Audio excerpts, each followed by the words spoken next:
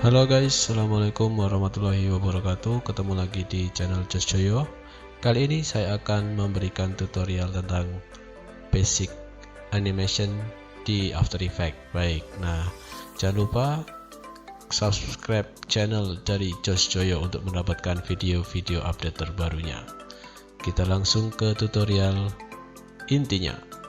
Teman-teman, sebelumnya kalau ada yang bertanya-tanya apa sih After Effects itu gitu ya, salah satu produk dari Adobe yang digunakan untuk melakukan editing, untuk memberikan visual effect, kemudian tracking, dan masih banyak fitur-fitur lainnya yang bisa dikerjakan di After Effects ini.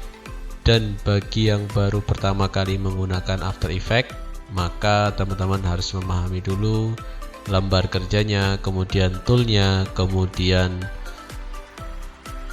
fungsi dari setiap panelnya, itu harus teman-teman pahami. Langkah pertama yang harus teman-teman ketahui saat teman-teman masuk ke After Effects, nah kebetulan yang saya gunakan adalah Adobe After Effects CC 2017. Teman-teman bisa menggunakan After Effects seri berapapun yang support dengan hardware dan kondisi dari device teman-teman gitu ya, komputer teman-teman. Baik, nah sebelum kita masuk ke teknikalnya, saya akan menjelaskan dulu bagaimana si After Effects ini bekerja. Nah, tampilan awal yang ada saat ini merupakan jendela project. Nah, jendela project itu nanti teman-teman bisa untuk membuat new project, ataupun teman-teman kalau sudah punya project baru atau project yang sudah tersimpan, maka bisa melakukan open project untuk memilih project yang akan dilanjutkan. Dan di sini juga bisa membuat untuk new team project, untuk membuat beberapa tim gitu ya dalam satu project, dan bisa open team project. Oke, karena di sini kita akan menggunakan dari nol, maka kita akan membuat project baru atau kita akan memilih yang namanya new project. Nah, di dalam new project ini nanti teman-teman akan dihadapkan dengan lembar kerja seperti ini gitu ya. Di sini ada project panel, kemudian ada composition, kemudian di sini ada audio, preview, effect and preset, dan lain sebagainya. Kemudian di sebelah bawah di sini ada yang namanya timeline. Nah, nantilah di sini kita akan bekerja di timeline ini gitu ya teman-teman. Baik, kita lanjutkan. Kita akan membuat sebuah, kok masih kosong gitu ya, tidak ada apa-apanya. Iya, memang karena di sini kita harus membutuhkan satu lembar kerja yang namanya adalah composition. Nah, composition itu bisa kita dapat dari mana? Di sini ada yang namanya composition. Nah, cara penggunaannya tinggal diklik aja, kemudian kita pilih new composition. Oke, nah di new composition ini teman-teman bisa memberikan nama komposisi yang akan kalian gunakan. Contoh, saya akan beri nama contoh. Kemudian di presetnya, nah ini preset ini bisa kalian sesuaikan dengan kebutuhan yang akan kalian gunakan. Nah, di sini support sampai film 4K gitu ya, bagi yang mau melakukan pengeditan atau pembuatan visual effect film 4K di sini sudah support teman-teman. Oke, pada kali ini saya akan tutorkan bagaimana kalau kita menggunakan yang standar high definition aja, yaitu HD 1280x720 gitu ya. Nah, di sini banyak nih pilihannya. Ada yang divisi Pro HD, ada yang divisi Pro HD 720 25 29,97 atau 23,976. Nah, apa sih perbedaannya? Perbedaan pada resolusi ini adalah perbedaan kalau kita lihat depannya sama, tengahnya sama, angkanya pun sama 720 semua, tetapi yang membedakan adalah angka di belakangnya. Ada 23,976, ada 25, ada 29,97. Nah, ini yang merupakan perbedaan, yaitu adalah frame rate atau standar banyaknya gambar dalam 1 detik. Itu ada di sini. Kalau kita menggunakan katakanlah 25, 720, 25, maka standar gambar yang kita gunakan adalah setiap detiknya dia akan membaca 25 gambar. Baik, saya akan pilih yang ini saja. Kemudian nanti, loh kok di sini perbedaan width dan height-nya beda, tidak 1280 kali 720. Oke, karena di sini ada perbedaan dari preset di sini gitu ya. Nah, teman-teman biasanya itu kalau yang divisi Pro HD itu memang resolusinya adalah 960 kali 720. Berbeda halnya dengan HD TV. Kalau HD TV maka yang akan kita dapatkan adalah 1280 kali 720. Jadi lebar layarnya ini resolusinya kalau teman-teman menggunakan video dengan resolusi 1280 kali 720, maka widthnya panjangnya adalah 1280 dan height-nya itu adalah 720. Jadi kalau teman-teman menggunakan preset HDV atau HDTV 720 25 frame per second, maka nanti teman-teman akan mendapatkan width dan height-nya adalah 1280 kali 720. Nah, teman-teman, kemudian di sini di bawahnya ada pilihan square pixel. Nah, ini bisa kita pilih di mana kita ingin mendapatkan tampilannya seperti apa. Bisa kita menggunakan anamorphic ataupun divisi Pro HD. Nanti perbedaannya adalah perpotongan dari layar preview yang akan kita terima. Resolusi ini bisa kita pilih teman-teman sesuai dengan kondisi yang kita inginkan. Ada full, ada half, ada third, ada quarter. Semakin rendah yaitu di posisi quarter, maka gambarnya nantinya akan semakin kurang tajam gitu ya, bisa dikatakan seperti itu. Kemudian di sini ada start time code dan durasi. Nah, keunikannya di After Effects itu kita menentukan durasinya terlebih dahulu. Nah, durasi itu juga disesuaikan dengan keinginan dari apa yang kita butuhkan atau project yang kita buat, teman-teman. Nah, teman-teman contoh ingin membuat sebuah project animasi yang nggak lama-lama gitu ya, 5 detik aja ataupun 10 detik gitu ya, bisa teman-teman ketikkan di sini 10. Nah, ini dari awal ini ada angka 0.200 sampai 10 sampai titik 2 nya gitu ya. Nah, ini adalah merupakan yang paling depan, ini adalah merupakan durasi dari berapa jamnya. Kemudian yang kedua ini adalah untuk berapa menitnya. Kemudian yang di ketiga adalah berapa detiknya, dan yang terakhir adalah berapa frame-nya. Jadi ini bukan milidetik ya, ini adalah frame. Kemudian kita juga bisa mengubah background color-nya sesuai dengan keinginan kita, tapi saya akan biarkan default seperti ini. Kalau sudah sesuai, maka saya akan OK. Nah, nanti sudah terdapat layar seperti ini dengan komposisi yang sudah kita buat tadi, yaitu 1280 kali 720. Nah, di bagian atas ini ada file, edit, composition ya, ini menu barnya gitu ya. Ada file, edit, composition, layer, effect, animation, view, window, dan help. Di beberapa masing-masing menu bar ini teman-teman bisa mengamati sendiri gitu ya. Kalau di file ya seperti pada umumnya gitu ya, ada new, pembuatan project baru, kemudian import file, kemudian nanti ada Adobe Dynamic Link, kemudian bisa untuk export file kayak gitu ya. Jadi ini bisa disesuaikan atau bisa didapatkan di menu file. Kemudian di edit itu ada undo, ada history gitu ya, ada duplicate dan banyak lainnya. Atau kita juga bisa melakukan preference atau mengatur lembar kerja kita atau software ini sesuai dengan kebutuhan ataupun hardware yang kita punya. Kemudian selanjutnya ada composition. Nah, di sini composition ini adalah untuk membuat layar ataupun tempat gitu ya, komposisi yang nantinya kita akan gunakan untuk meletakkan objek-objek yang kita punya. Oke. Dan kita juga bisa melakukan preview render, kemudian bisa pre-render, dan ada juga kita bisa melihat composition flowchart yang kita punya. Selanjutnya ada layer. Ini ada untuk pembuatan layer baru, ada stack, solid, light, kamera, null object sampai Cinema 4D file. Dan software ini support gitu ya dengan Cinema 4D. Nah, kalau teman punya project di Cinema 4D kemudian dikombinasikan dengan After Effects, sangat-sangat support gitu ya. Kemudian ada efek, ini ada bermacam-macam efek, ada animation, view, window, sampai nantinya ada di help. Kita akan melanjutkan ke bagian project. Nah, di sini ada project, ada efek control gitu ya teman-teman. Ini ada layar kosong. Nah, di sini memang tidak ada apa-apanya gitu ya, kosong banget, tidak ada apa-apanya. Kalau kita lihat di sini ada yang namanya tool. Nah, tool ini ada yang selection tool, ada hand tool, ada zoom tool, ada kamera, rectangle, ada pen tool, text, dan lain sebagainya. Oke.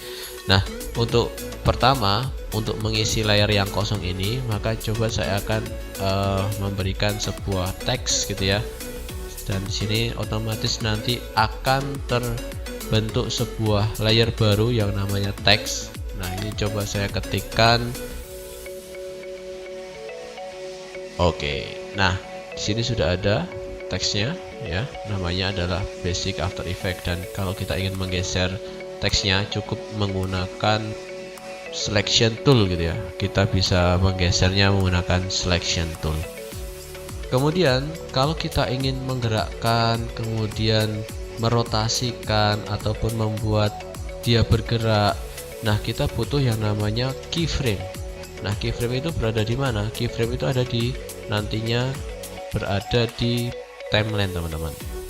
Nah, di timeline ini nanti ada dua, ada text, ada transform. Nah, di menu transform ini teman-teman bisa mendapati ada anchor point, ada position, ada scale, ada rotasi, ada opacity. Nah, anchor point ini adalah titik di mana yang dijadikan titik tumpu teman-teman. Bisa diperhatikan di sini anchor point-nya berada di ujung kiri bawah. Nah, kalau seumpama kita rotasikan, kalau sesuai anchor point-nya di situ gitu ya, maka dia akan bergerak seperti ini teman-teman. Oke. Kalau anchor point-nya ini kita pindah ke tengah, yang ini, dan ini bisa kita pindah menggunakan pen behind tool atau shortcutnya menggunakan huruf Y. Nah, ini bisa kita pindah teman-teman. Contoh saya ingin memindahkan di tengah atas seperti ini. Kemudian kalau kita rotasikan lagi, maka dia akan seperti ini. Berbeda ya dengan yang awal tadi.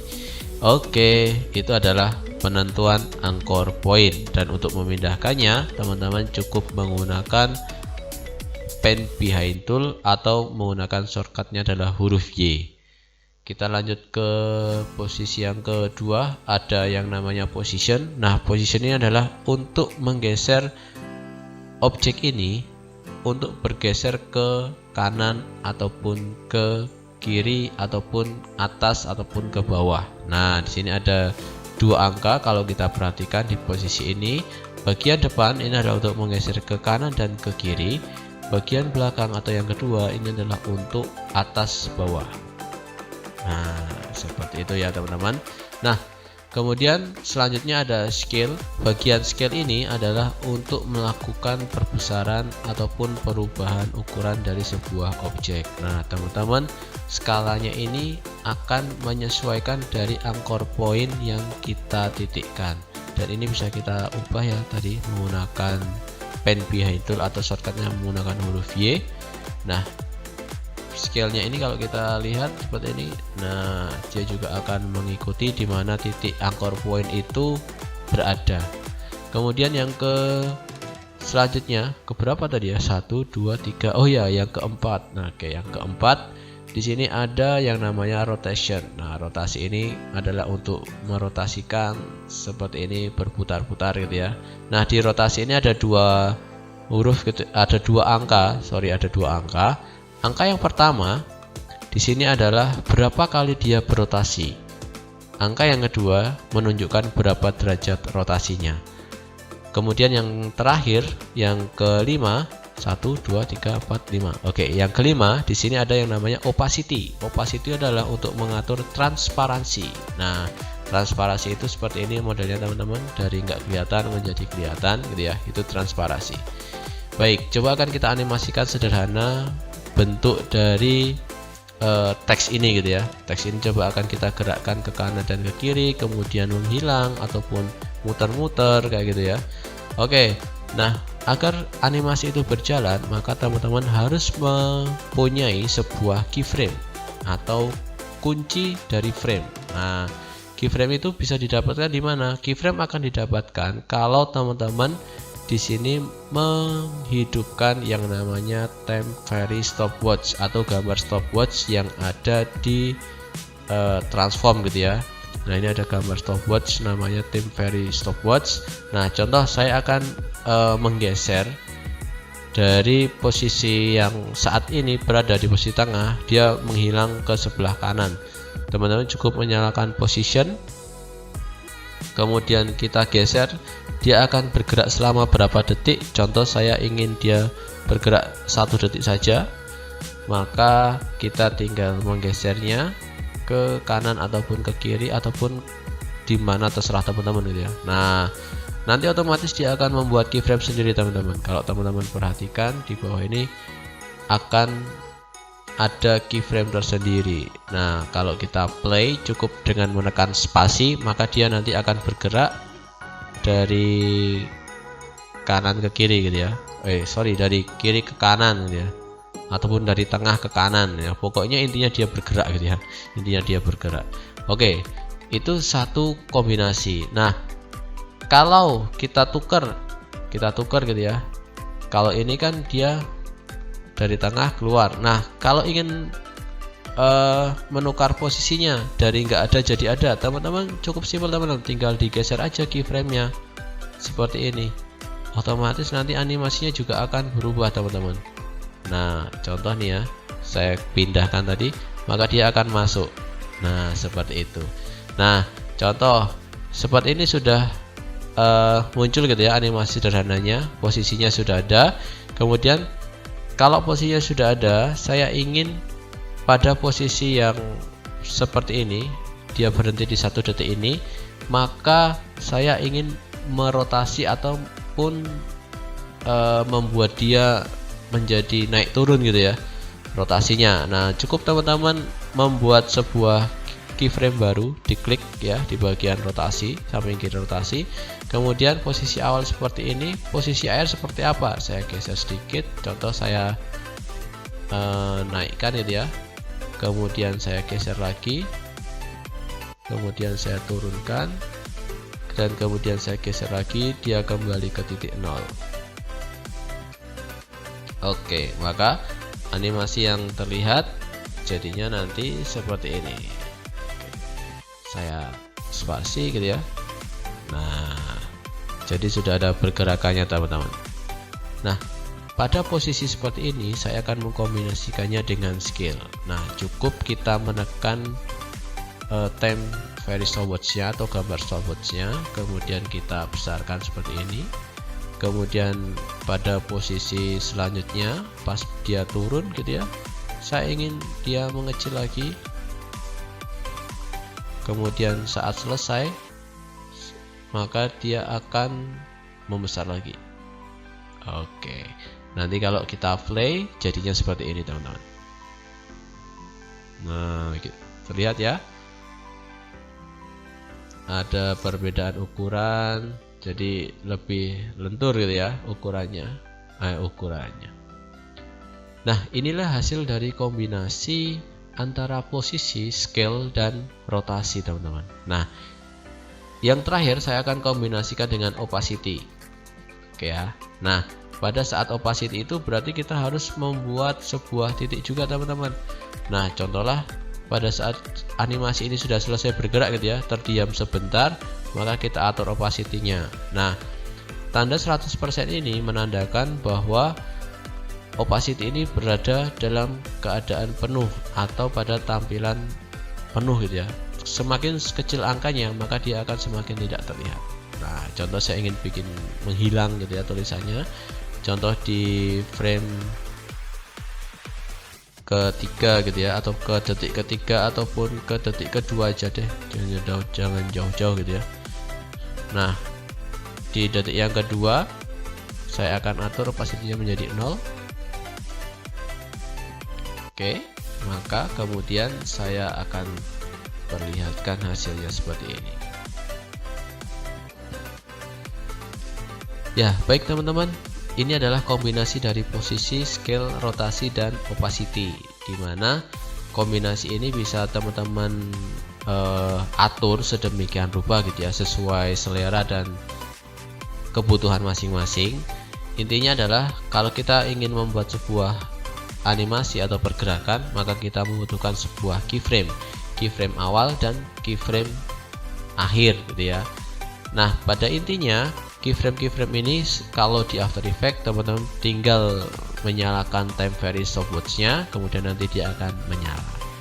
Baik teman-teman, sekian dari saya tutorial kali ini, semoga bermanfaat. Jangan lupa like, comment, and subscribe. Terima kasih. Assalamualaikum warahmatullahi wabarakatuh.